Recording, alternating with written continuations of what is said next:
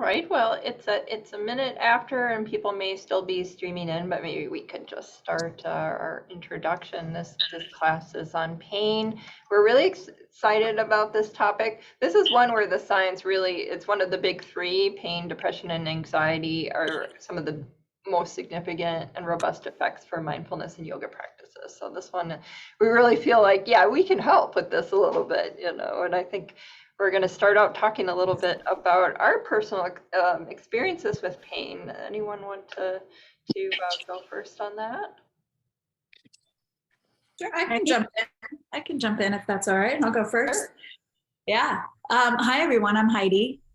Great to have you here. And I lead the movement and breathing parts of our mindful steps practices. And really, that's where my relationship with pain comes in, and why I moved into yoga, and why I do a lot of what I do in my service for others.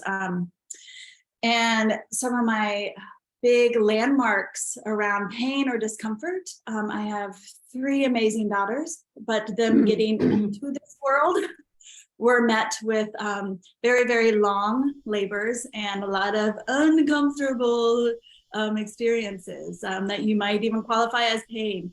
And I was doing yoga before that, but I found that it came in full force when I was going through my labor. And Nicole Gautier-Schatz, who used to be part of the Mindful Steps program, she was my doula for my second birth, and she was such an integral part. And I then also became a doula, and I was a doula for 10 years. And my intention with that is, after my experiences with birth, and what way could I give back, not only as a yoga teacher, but also being a support to mothers in labor and birth and postpartum, to offer, I called it a yogic-centered approach to birth, and offer movement, mindfulness, breath work to help alleviate some of, you can't take all that pain away, but how to create some ease and comfort through that. Because I had such a profound effect, and I still do lean into my movement, my breath work, my meditation in times of feeling, whether it's acute pain or just I woke up with a crick in my neck type of pain. But yeah, so my personal experience has been, from things that have happened in my life, but then my service to others was really about assisting people to access different ways to manage pain, discomfort. I'm no longer a doula, but in my yoga practices, that's such an integral part as well. So that's my little story, short story. Julie? So I'm a migrainer. And I'm seeing someone sharing, and we really do. Okay. We really do invite you to try it. For starting right from. Just drink lots of water. That's what I did the other night. Okay. And so I had migraines from early grade school on, and one of the things that really kind of is like, not only was I feeling like the intense pain of that, but I would also have a lot of fear of missing out, and things related to resentment, and I hate my body, I hate this, I why me, all that kind of stuff. And I felt that mindfulness really gave me a lot of tools to overcome those elements, which end up amplifying the pain in the end. And so I maybe started with relaxing approaches and doing things like just meditation for relaxation and feeling better. Then I started to add compassion to it, which we're going to talk about at the end of the class, where, I can do something with this time period. I can connect to others, and I can wish them and myself to be free of pain. And it felt like kind of a spiritual experience, which was really quite beautiful. And I felt like, wow, the pain gives me an opportunity, not that I feel like you should, but it felt, for someone who wants to do all the time, it was helpful for me. And then eventually just that accommodation. It's okay to feel bad about it right now. It's okay to feel that, that I've got to, back off and take a day to recover from a migraine or something. Like, it has given me a way of encompassing my entire life rather than trying to block out an experience. So it's cool. Laurel? I'm muted. Okay, I'm unmuted. Yeah, I also had severe migraines as a teenager. They started when I was about 9. And when I was about 16, I was just like, I've had enough of this. There's got to be a better way. And on my own, I used some techniques that we're going to talk about today. I became a therapist, a counselor, and some of the tools I'm going to talk about pretty soon are cognitive behavioral therapy and mindfulness, compassion, because I did that at age 16. I started doing some breath work myself, slower breathing, longer exhalation, and I started talking to myself like, I'm safe, I'm okay, this doesn't have to be this way. Because when I started to feel a migraine coming on, I get really scared. And so dealing with the fear really helped me a lot. I mean, a lot. So enough of that, but that's to say that I put these into practice and then later on in my life learned what they're called. You know, cognitive behavioral therapy, mindfulness practice, breath practice. So a lot of this we know intuitively, but we'll be sharing that today. So Julie, would you like to go ahead with science? Yeah, and Ebony has shared with us, Good. people here, like Ebony, have experienced chronic pain that can go on and make days very unbearable, and that's really, we may or may not be able to relate to those specific experiences. I've had migraines that have lasted, a couple months where it becomes a persistent, and nothing will completely get rid of it. I can kind of make inroads, but so again, that's where that extra layer of things, those are where we add a catastrophizing about it. Those things are very reachable, and because those things cause stress and anxiety, they themselves can add and amplify the pain, physical pain itself, and I'm going to talk about that in the science. So maybe let's get to that.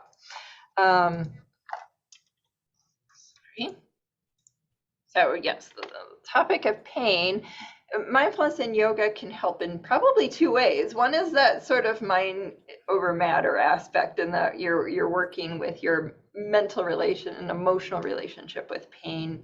I'm also going to say that in the brain, all pain is basically overlapping, whether you feel grief, whether you feel physical pain, or whether you feel anxiety, there's an overlap of that type of pain. And I'm going to talk about the brain regions. We see social rejection as painful, and it looks just like physical pain in the brain. So I think that's also, so if you're experiencing pain of like, oh no, I missed another day of work, or I really wanted to do this with my family, and instead I'm in a dark room, in a fetal position. If you're having mental pain from that, it is also amplifying the pain. There are, of course, direct changes too, and Heidi is going to be doing yoga exercises and breath work that, and also has just very generously provided some extended longer series. So if some of you are experiencing pain, either chronically or know that you have episodes, this is really going to be a great class with a lot of resources. So one of my really fun colleagues that I've enjoyed knowing over the year, Fidel Zaidan, has done excellent work on pain research, and he did a study that was really well controlled, and just showed that 4 days of training in the basics of mindfulness was enough to ameliorate some of the pain. So they trained people in either doing mindfulness meditation, a placebo in which they had an analgesic cream, but it was just lotion. There was nothing in it. It was just, this is an analgesic cream like cortisol, but really it wasn't. A fake mindfulness, which is kind of funny. It was just spacing out, and you might have heard me talk about this in other Mindful Steps classes, or just listening to a distracting book, reading a book. and they expose people to thermal pain in the MRI. And so we scientists love to torture people, not really, but we we put people in pain on purpose sometimes for the benefit of all. And this was looks like a watch, but it's delivering a thermal pain to your skin that does not damage the skin, but it feels like it might. It's just right, at the threshold where it doesn't cause any damage, but you definitely don't like it. And what they found is that pre-post intervention, everything that was said to help with pain helped with pain. And it's important to know this, that placebo effect in pain is so strong and so real. The mental component of pain is real. And so if you feel mentally that something is going to help, it actually will. And science has shown that almost every study does. And that's why we need active controls in research. We need a fake mindfulness, right? We need a fake analgesic cream to compare to. But when you see mindfulness, it's more significant. It has the double asterisk. And then also in the brain, it was the only region, the only intervention that caused a brain change. So you see a lack of activation here during pain in meditation and not for placebo, sham, or control. What's going on with anterior cingulate?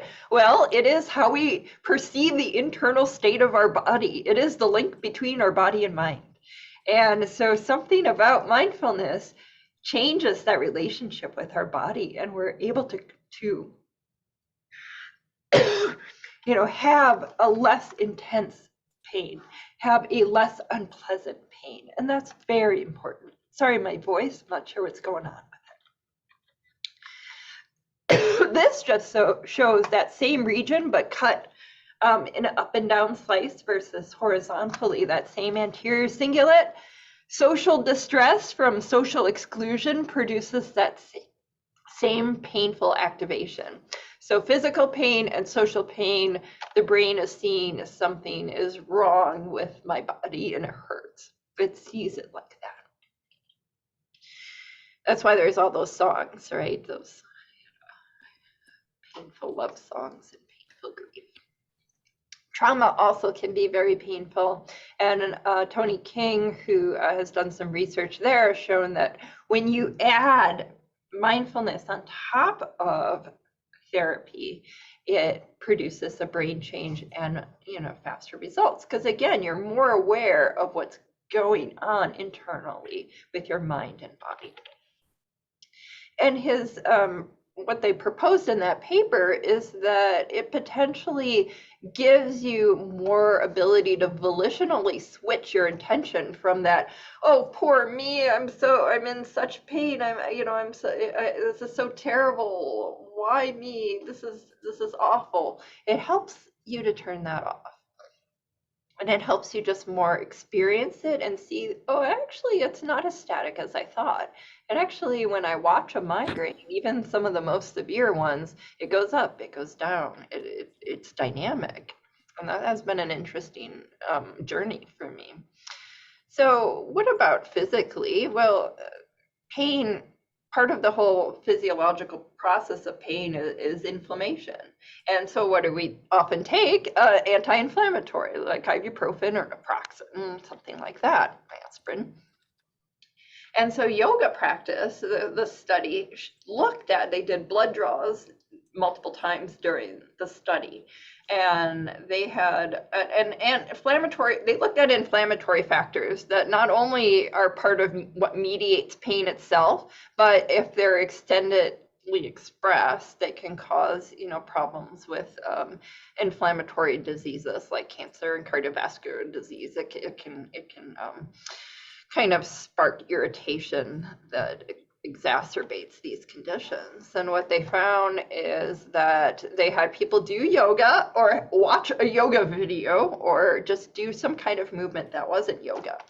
And what they found is that only actually doing yoga practice caused a increase in positive versus negative emotions as well as in people who were more experienced with the yoga, who did the practice regularly. They were calling them experts, but I don't think it takes, you have to kind of define it. It only was a few years of practice required. That after a stressful experience, that they put them in a social stressor experience, and found out afterwards those that were doing the yoga had a reduced inflammatory factors, those things in our body that aspirin is trying to reduce. So, we are, and this is kind of similar if you saw early mindful steps of like, we're actually upregulating and downregulating, and we can control that with mindfulness and yoga. We are actually able to change the chemical expressions in our body that can lead to either more pain or less pain. And so those are, mind and body are not that separate. We see ourselves as floating heads. We clearly are not. Our body affects our mind, and our mind affects our body. And so now we're going There to... isn't a physical office at the actual hospital. It's So now we're going to talk a little bit. Laurel's going to talk about the actual emotional experiences of pain from her therapy work. Yeah, thank you, Julie. Thank you. What is really necessary when working with your pain is to validate it. Say, okay, I'm feeling this pain. How's it making me feel? Am I feeling angry? I don't want this pain, anger. Am I feeling resentful? Why me? Some of the things that Julie just mentioned. So whatever you're feeling is to validate it and say, this is okay, and accept it. Because what we fight, what we resist persists. I'd like to say that again. What we resist persists. So if we're resisting validating those emotions, they will persist. They want your attention. It's like, talk to me. So if you're feeling some anger, talk about it. Talk about it with a friend, a therapist, yourself, journal. What is this anger about? Get it out. What is it about? Get it out. It's important. It's so important because it'll just manifest and come out in you another way. It'll come out in you another way or hurt you even more, make the pain even stronger. So sometimes even reframing the word pain could be helpful, maybe not, but reframing it to discomfort. I'm feeling discomfort. That's something to try. It may help, it may not. These are tools that we're giving you. The ones that we're talking about today, yoga and mindfulness work, that science shows it. So it's like amazing. It's truly amazing. The mind-body connection, like Julie was talking about. I mean, there's proof. So our mind likes that. It likes proof. It likes evidence. And once you do this, you'll find it to be true. So be careful with catastrophizing. Like, this is so bad, this is horrible. Making it bigger, because it will make the pain worse. Like Julie said, the emotional component attached to the mind and the body, the emotional body component will exacerbate that and make it worse. Let's see. Focusing on something else. So if you're in pain, focus on something that you like to do, or focus on helping someone, or focus on petting your animal. Changing your focus has been shown to help. Let's see what else. And again, talk with the emotion. It sounds strange. Talk with the fear, talk with the sadness, or talk with the anger, but you have something to say to you. You have something to say to you. And so asking that pain, how can I help you? How can I tend to you? Asking the fear, what is the fear about? Oh, I'm afraid that it'll always be this way. Well, you don't know. Try not to write the story of it will be this way, because we don't know the story. You don't know the future. So staying in the present moment is always the best. Seeing a stop sign or a pause, coming back to the present moment. And we'll do that in the meditation today. we'll be observing any discomfort in the body, whether that's pain or discomfort or tension, and then we'll be coming back to the breath. Yeah, so I think that's about all I have to say right now. So Heidi, would you like to go into yoga and breath? Absolutely. Hello, everyone. All right. So I'm going to, you're welcome to put it in speaker mode if not already. I'm also going to spotlight for everyone so that I'm there. Hello. So when we get into movement and breath work, as Laurel and Julie have said, really, the research shows, the studies show, and just in your own body and experience, however subtle or grand, it shows that giving yourselves the opportunity to mindfully move and breathe can create less pain, less discomfort. And I do want to know before we move that in moments of high pain, and this might be intuitively clear, you want to rest. Right? So we want to give opportunities for our body to rest. So if we have an injury in our knee, right, we're not going to keep running on it when it is at a level 10 pain, right? We want to give an opportunity for that, the rest to come in, and we can still do mindfulness and breathing and meditation. Our yoga can still take place even while we're resting our body. I've had many yoga students over the years feel depleted or saying like, oh my gosh, I have a knee injury, or I have to have surgery, or I hurt my shoulder, and now I can't do yoga anymore, right? It's like, oh, well, you might not be able to do the movement and exercises on the physical plane, but there are other practices that you can do that could sometimes support the pain, as Julie showed in the science, how the brain is responding to pain. Almost more powerfully than, trying to do some movement in the body to maybe stretch out the pain. So rest is best when you're at that high level of pain. Restorative yoga could be something that you could lean into to set yourself up in a special way, in a posture, to let the shape be of support to you. Today, we're not going to do restorative yoga, but I know that Anthony is going to be sharing some links of restorative yoga postures that you might like to try, or in the community, try a restorative yoga practice, and how restorative yoga gives you the time and space to rest while doing yoga postures as well. Also something to think about, whether you're moving, doing postures, or just in the throes of having an episode of pain or discomfort, coming into your breath and accentuating the exhale, which we'll do in a little bit with our breathing practice today. But it has been shown that when we lengthen the exhale, and it doesn't need to be much longer, like you don't have to like double the exhale to your inhale, it could be just a little bit longer.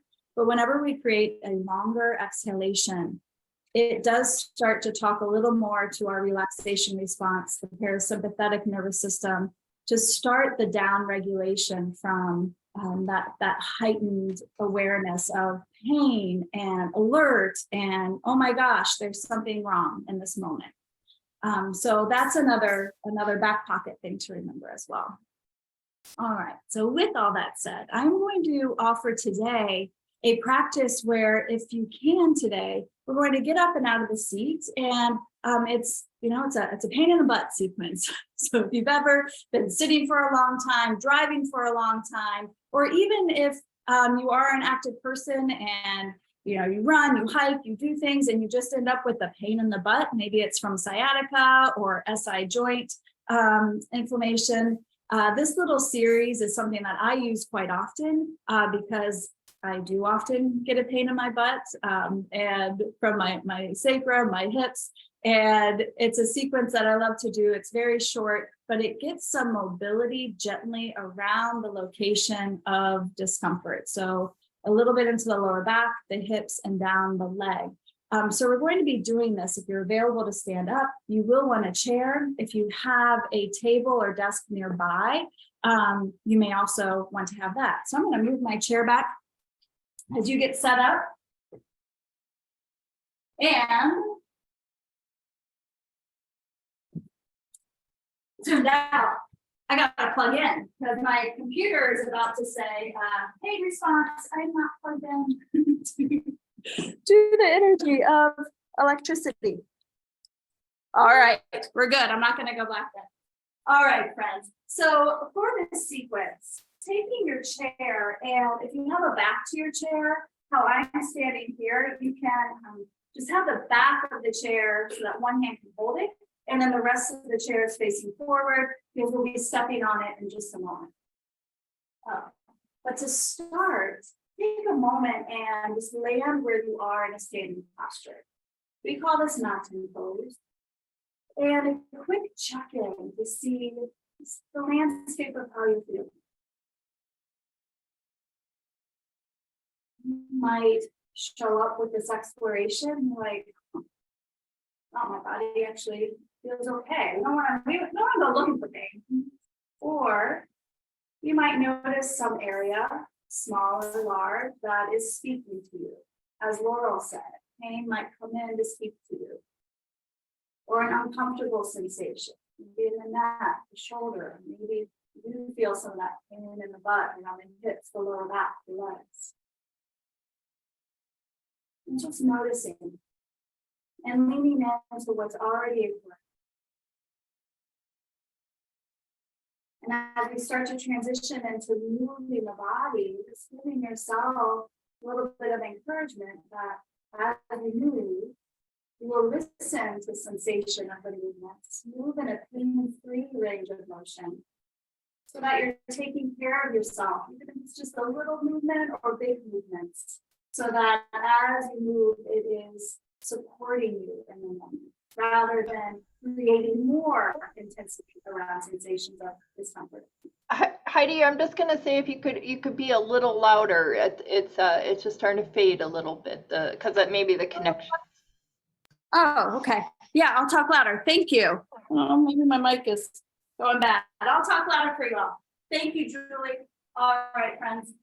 So from that check-in and mountain pose, we're going to turn towards the chair, and you can place a hand on the back of the chair. So I have my left hand on the back of the chair, and I'm stepping up with your right foot. You could also do this on a stool. If stepping up high onto the chair might be a little too much for the leg or the hip, a short stool could be really nice as well. So now we're in like a lifted lunge position. Now with the right leg lifted, foot on the chair, start to rock to the pinky edge side of your foot, and the thigh and knee are going to open out to the side any amount, not trying to push it or force it. Just let it open a little bit, and then close that back to neutral again. And do that maybe 3 or 4 more times. Now rock the leg open and close. So starting to move around the rotation of the thigh and hip. When we open it, that abduction, opening things out and adding it back in. Next time you bring your leg back to more of that neutral position from that rocking pose, keeping the knee bent, take the hand that is the right hand and reach it up towards the sky. And now press into your standing leg and maybe just for a moment feel a stretch from earth to sky. Now as you're steadying into your legs, you might notice as you reach to the sky on the left side, getting a little more space in the front of that hip and into the lower belly. And now release the right hand out. And now with your right leg, extend it a little. If you need to, you might need to wiggle that left foot back so you can get your right leg comfortably long. Now long could mean to you totally straight or have a little bend still into that right knee. And then your right hand on your hip, you can still have your left hand for balance on the chair. Or maybe take the left hand to your hip as well. And then a little lean forward, like 5–10% lean forward, and then bring it back out. And then maybe try that again, 5, 10, maybe 20%.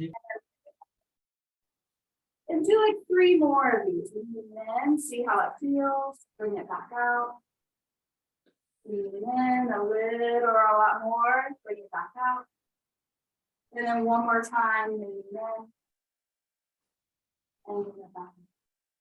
Now option here, if you'd like, for the next 3 breaths, you can flow in and out 3 times. That might feel good to do dynamically. Or we're going to pause with a little lean forward. You might like to rest a hand back on the chair back. You could rest a hand onto the right thigh or keep your hand on your hip. Lean into a pain-free range of lean. Little hinge in the hip. One more breath. And then breathe out away, bringing yourself back up to spirit. Bending into that right knee once again, we're going to step the foot off the chair. And for a moment, come into mountain. Feet can be just a little bit wider here for your mountain. And just check in to see how each side feels. One side had to stabilize and balance with the movement. The other side got a little more activity and dynamic activity around the hip and the leg. You'll see what you feel.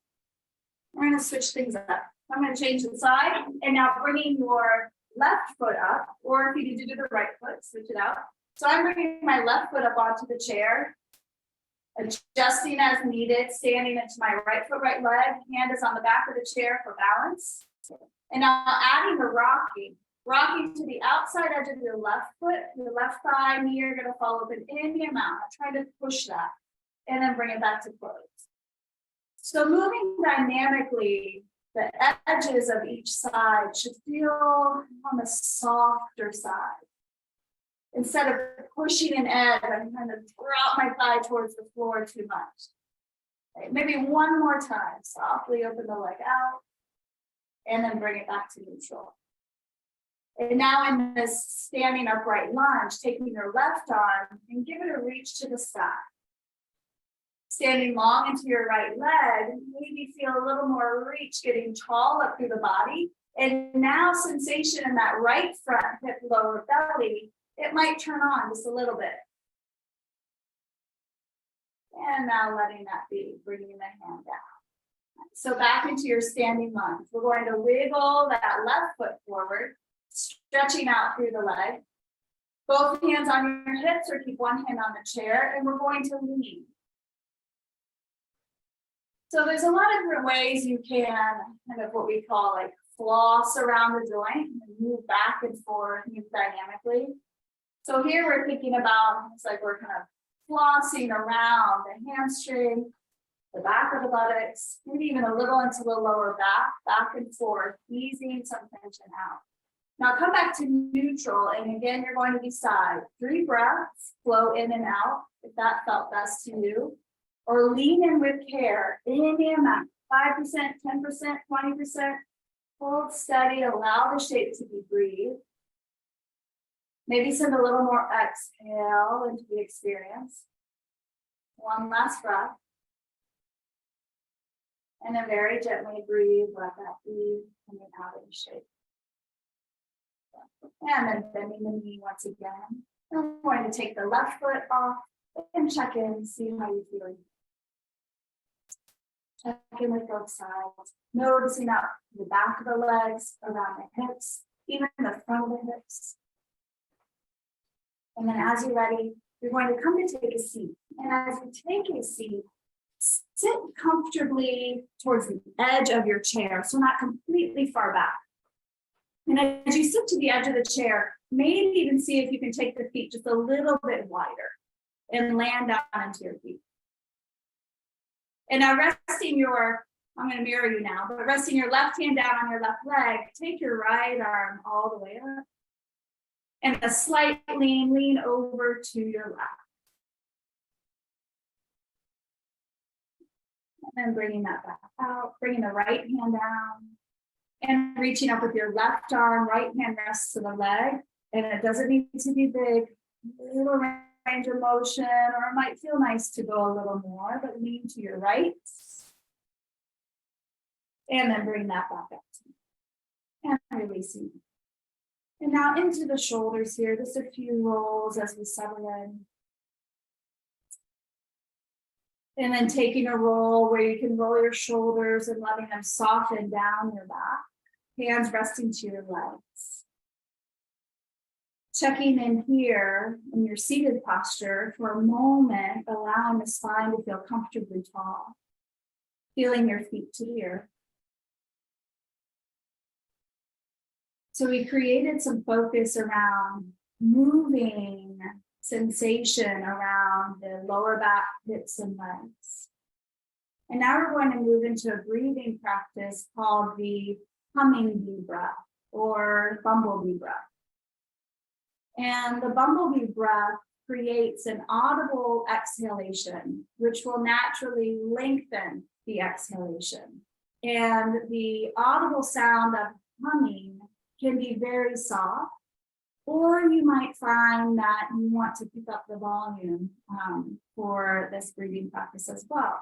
But the volume doesn't matter. You could do it ever so softly where you can just barely hear the hum, or sometimes a little louder feels good. I had one prenatal yoga student many years ago who said that she bumblebee breathed her way through labor, but her husband said she sounded like a Harley. She went, with the breathing.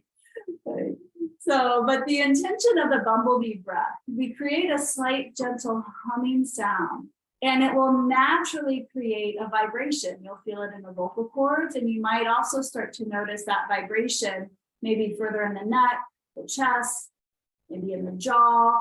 You get to decide where you feel that through the practice, but that gives your mind something else to focus on. You have the sound, the texture of the breath, the pace of the breath, that the mind and body get to dance with. So in experiences of pain, as Laurel said, we look to do something else. And Brahmari, our bumblebee breath, is a beautiful practice to offer many things to focus on while in a moment of discomfort and pain. So if you're ready to begin, first just locate a quality of awareness to the breath. Not trying to change it, force it.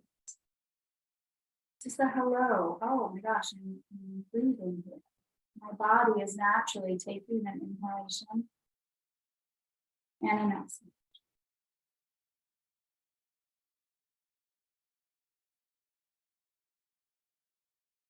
And sometimes just that is enough.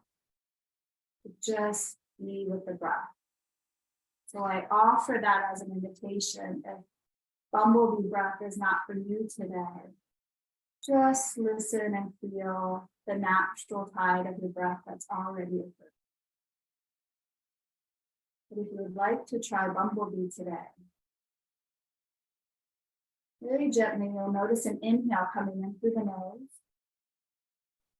And then as you start the exhale, start a gentle hum.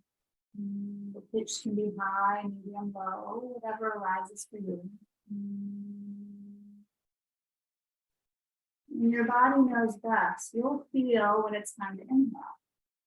So inhale through the nose once again. When you're ready to exhale, gently hum. It's a very soft buzz, bumblebee sound. When the body says time to inhale, without urgency, so the natural drawing back into the breath, and then exhale.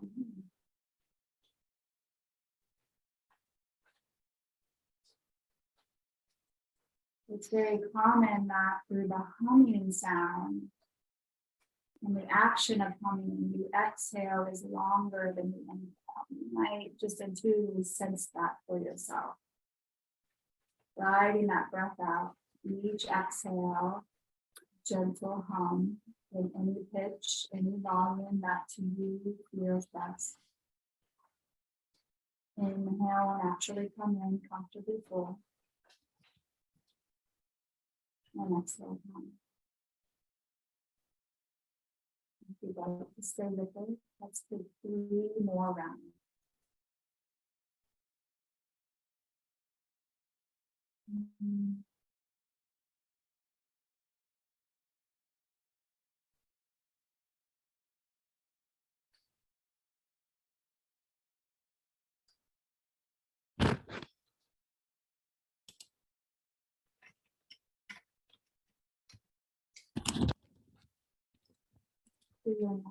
Exhale with the humming sound. Gently let that practice speed. Allow the breath to return to a more natural rhythm, maybe in and out through the nose.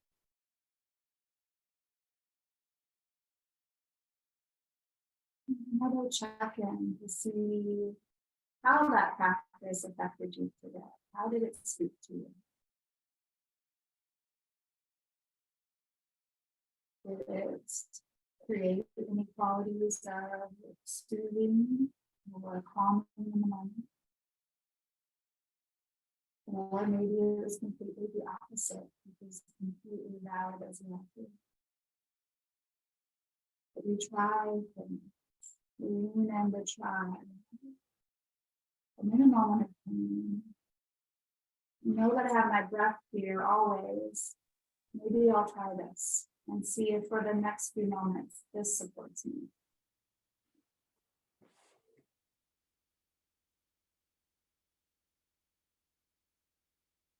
I'm going here in this space. I'm going to pass this back to Laurel, who will guide us through a mindfulness meditation. Thank you so much, friends. Thank you, Heidi. Thank you so much.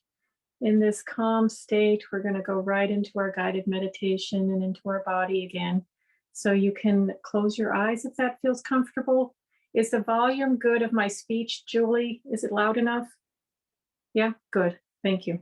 So again, if you feel comfortable closing your eyes, that's okay. If not, the fuzzy gaze down towards your lap or the floor, and uncross your legs if they're crossed. And then this nice, comfortable, erect position so that your energy can flow easily through your body. So let's begin with taking a nice deep breath, a cleansing breath. And let it go with a sigh if you'd like. Now, gently return to the natural flow of your breath. Just an easy in and easy out. Trying not to hold your breath or force your breath in any way.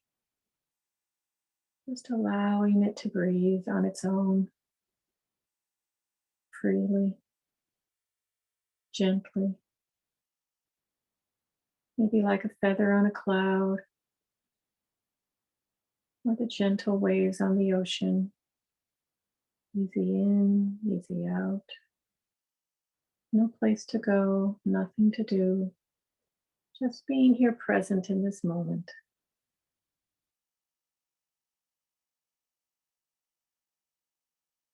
And feeling your belly and your chest relax. Letting go a little bit more. Maybe feeling the temperature of your next in-breath in your nostrils. Is it cool or warm? And then your next exhalation in your nostrils, is it cool or warm?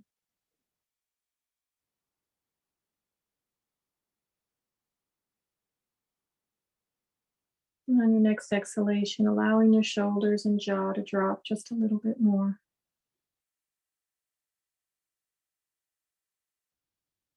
And now bringing your awareness to your feet, in your shoes or barefoot, wiggling your toes a little bit.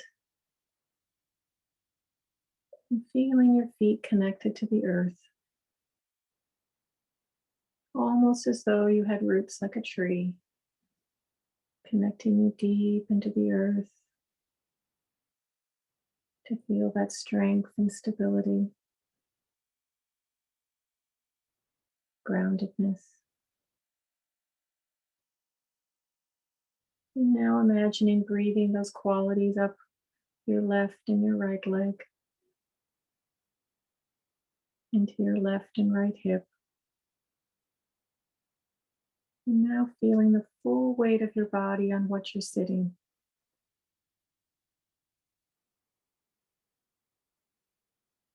Maybe feeling the temperature of the room on your skin. How does your clothing feel on your skin?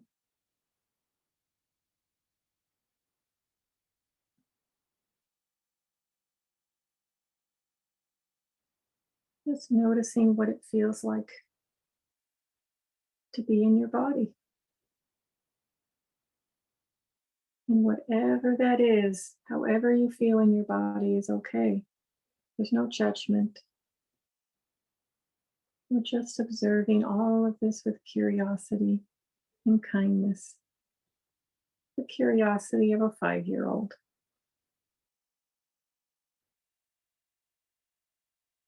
And now, if you're feeling any pain or discomfort or tension in your body, just notice where that is. Notice where it is in your body.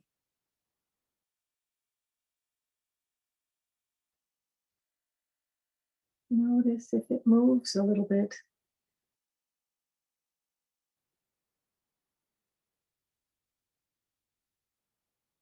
These feelings or sensations in the body are not static, they do move.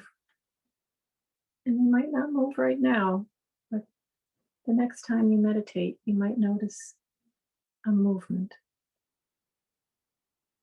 Just allowing it to be without judgment, just observing with kindness. Observing, is it small or large? Is it heavy or light? Is it sharp or smooth or somewhere in between? Whatever you can notice. Whatever you can notice. And if you can imagine, it's okay if you are not able to imagine this right now, but if you can imagine your breath, sending this life force energy to that area. And just imagining, seeing it soften a little bit. Letting go into this precious present moment. However little that may be or a lot. Without judgment.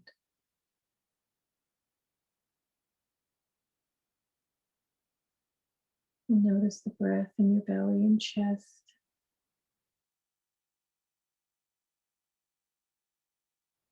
And notice how you can hold this area of tension, discomfort, or pain with kindness and love. With compassion. Just imagining holding this area. And then whatever it needs, imagining that coming to you in some way. Whatever you can do to help this area of your body.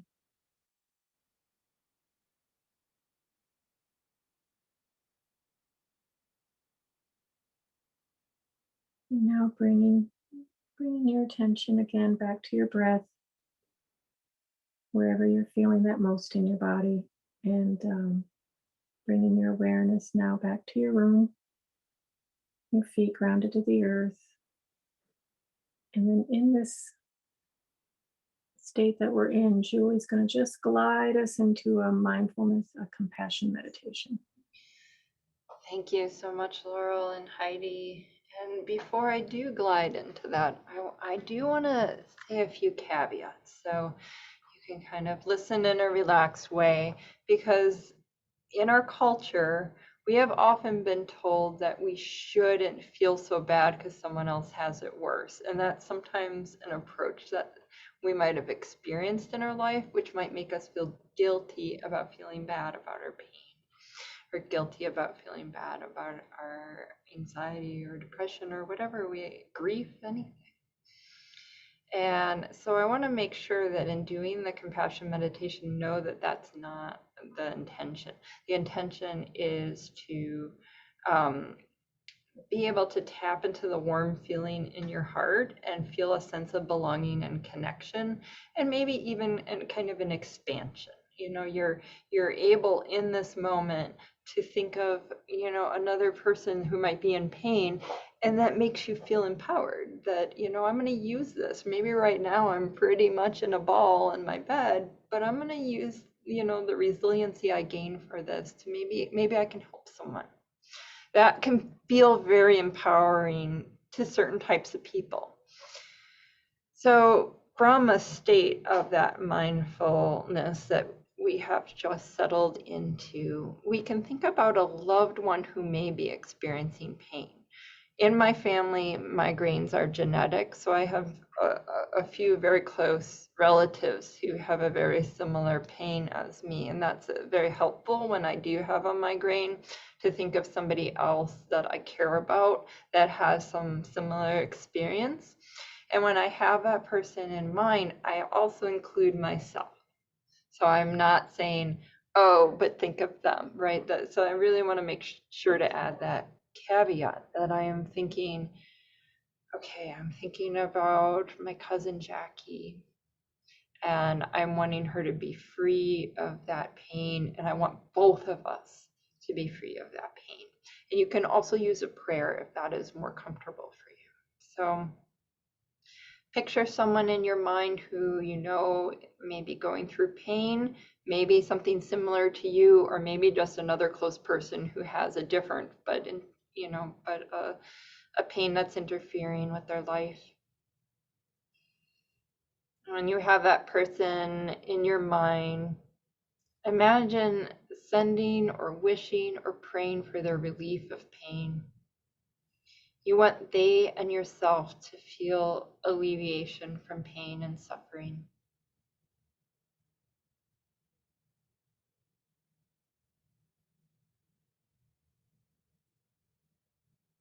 Imagine that a burden is lifted from your shoulders, that you and your loved one are feeling better. You have a little bit of sunlight has come in. That little bit, for me, when I get a migraine, there's a point where I can call it my migraine broke, and I feel I'm on the other side of the hill. The pain is going down, and you have a sense of burden lifted off your shoulders, a sense of workability, a sense of strength and relief. So imagine this for your loved one, and imagine this for yourself.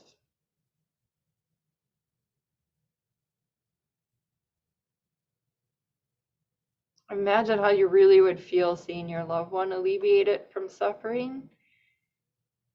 And also imagine that they would feel the same way if they saw you alleviated from suffering.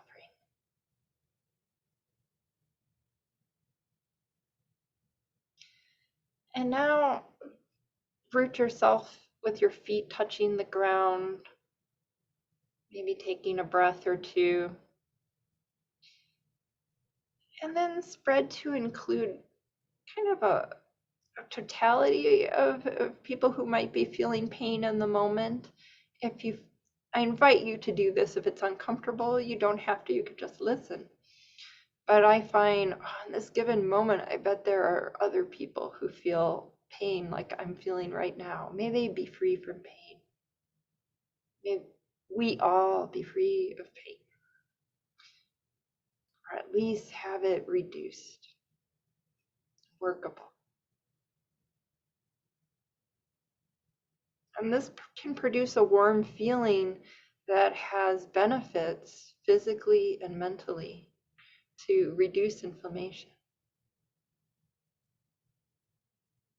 to make us feel belonging and connection the same way a parent may comfort a child in the hand holding. One of my colleagues in my postdoc world showed that just putting a hand on someone while experiencing pain of a loved one can reduce that pain, reduce the inflammation. And when we, in our heart, connect with that feeling, it's the same.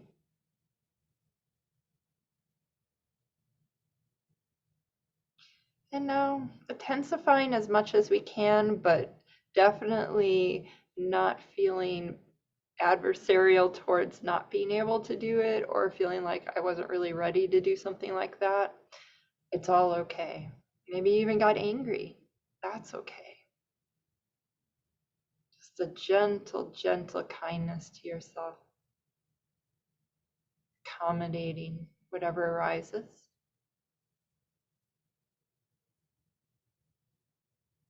And now just being in the body, just finding your breath, dropping the compassion meditation and just feeling your feet grounded to the floor, and either the rise and fall of your chest or the sensation of air coming in and out of your nose.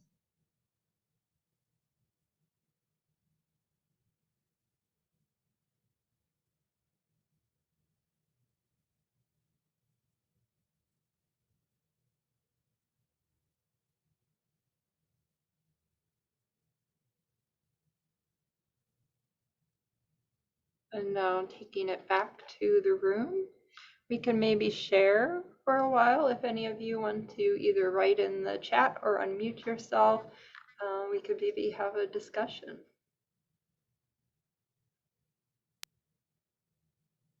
Really, thank you for that. That was beautiful. Laurel, too. Thank you. Thank you, Julie. That was really touching. I got a little bit teary, I have to say. I did too. I wanted to, I forgot to share when, and Julie, when you gave the caveat, thank you so much for that before the compassion meditation.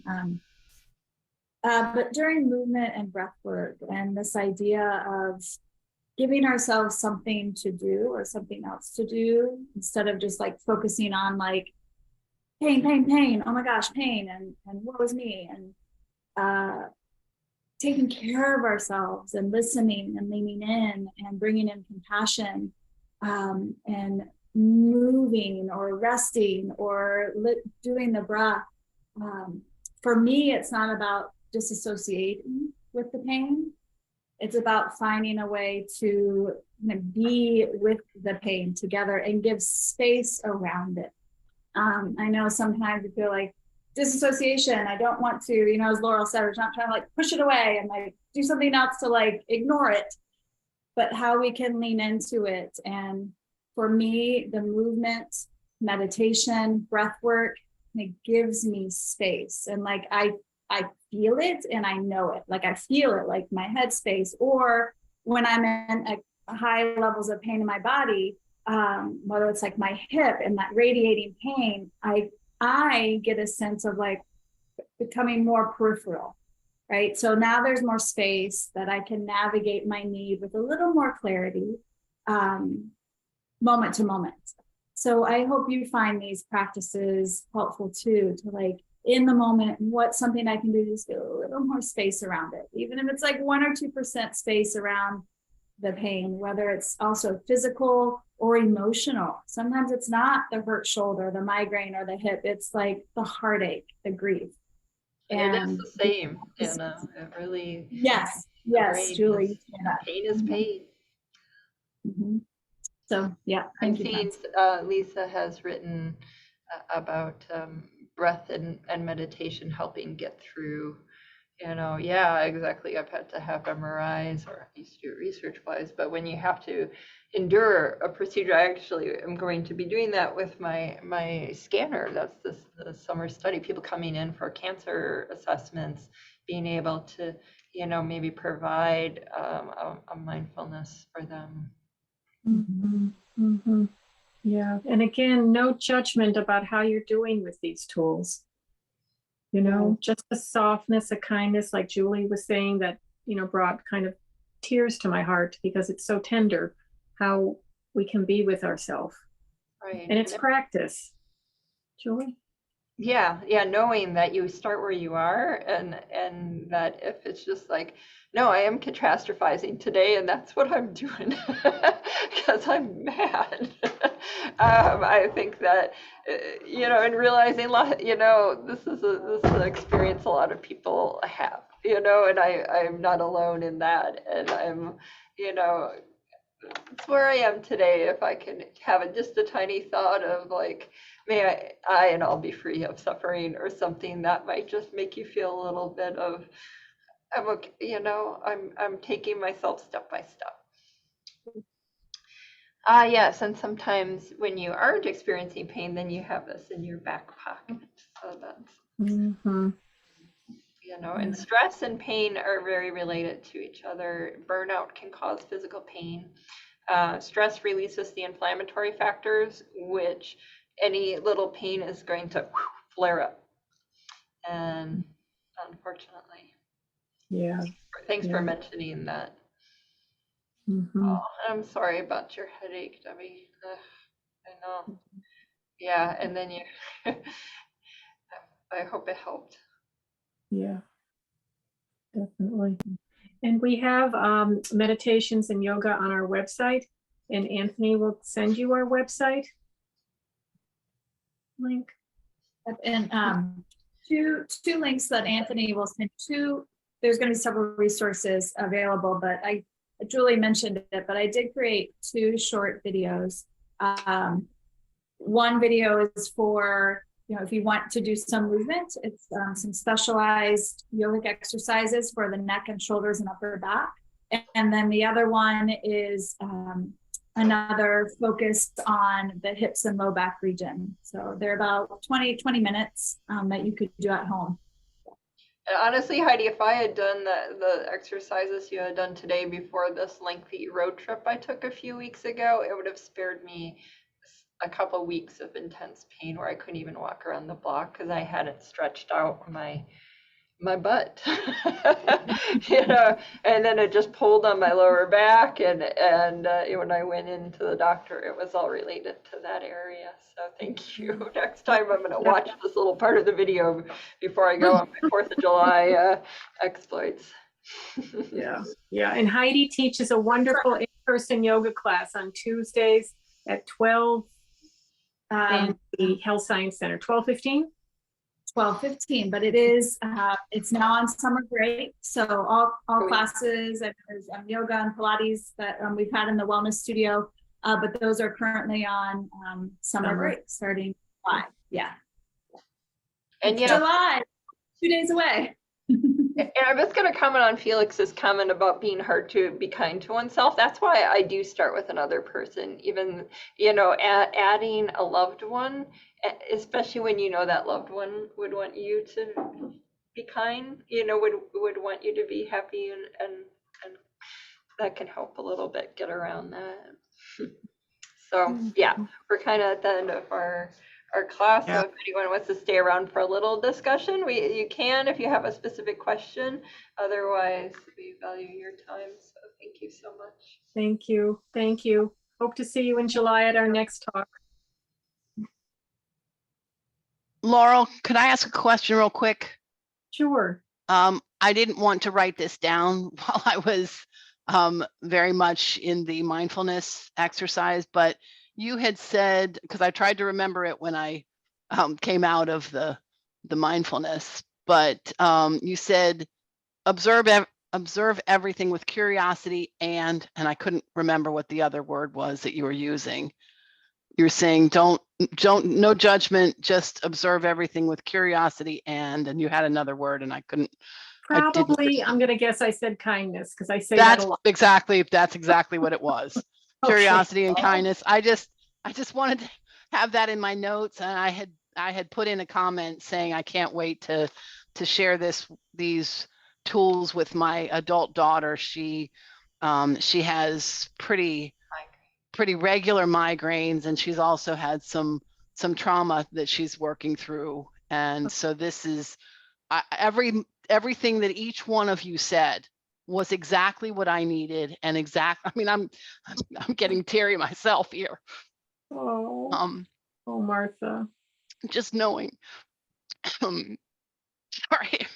it's okay, that I can share it with her is going to be so invaluable. Just the yoga practice. I know she has done that from time to time, but I think that the mindfulness aspect of it is so important, and just being kind to yourself and so forth. And Julie, your comment about I'm just going to be angry. The realness of all three of you is mind-boggling to me. Each one of you is so authentic and so present in these sessions. I can't thank you enough for what you bring to all of us, because you allow us to be real. And if, today's the day I hurt and I'm going to be annoyed about it, and that's okay. That to me, that is a gift in and of itself. Just saying, okay, I just need to be better at this. No, you don't. You're not doing well today. That's all right. So I just thank you so much, each one of you, because I look forward to these sessions every single time. So this was a particularly emotional and impactful one. So I can't thank you enough for this hour. Oh, Martha, thank So you. much for sharing. Yeah. Oh, Thank- absolutely. Thank you for sharing. All right. Well, I hope each of you has a wonderful day. I'm going to drop off. I have to get back to my work here, but I'm going to carry these lessons with me for sure. Good, good. Oh, I'm so All right. grateful. Thank you. All right. Bye-bye now. Bye-bye. Does anyone else have a burning question? Otherwise, we might ask you to leave, or we probably will put you in a waiting room, because sometimes people get called away and you think they'll come back in time and don't. So maybe what I'll do is just stop